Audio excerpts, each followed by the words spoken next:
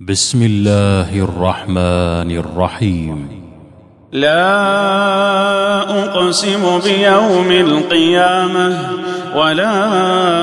أقسم بالنفس اللوامة. أيحسب الإنسان أن لن نجمع عظامه بلى قادرين على أن نسوي بنانه بل يريد الإنسان ليفجر أمامه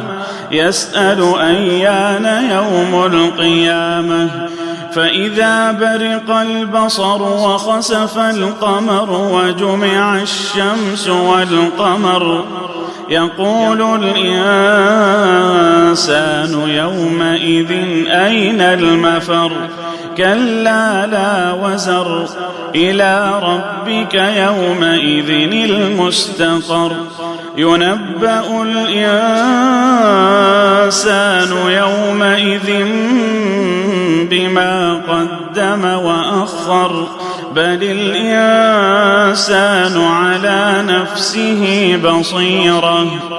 ولو ألقى معاذيره لا تحرك به لسانك لتعجل به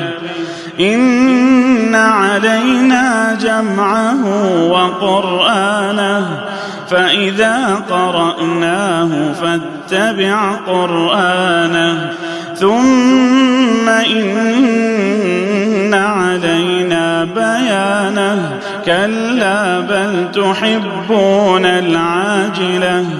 وتذرون الآخرة وجوه يومئذ ناظرة إلى ربها ناظرة ووجوه يومئذ باسرة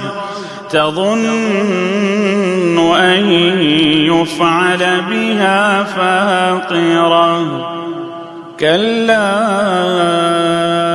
إذا بلغت التراقي وقيل من راق وظن أنه الفراق والتفت الساق بالساق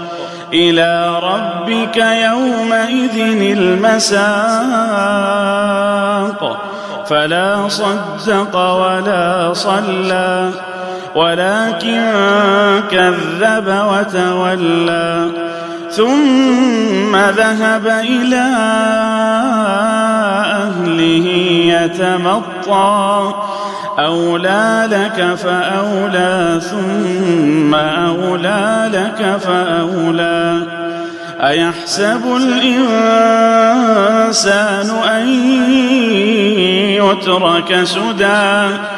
ألم يك نطفة من مني يمنى ثم كان علقة فخلق فسوى فجعل منه الزوجين الذكر والأنثى أليس ذلك بقادر على أن يحيي الموتى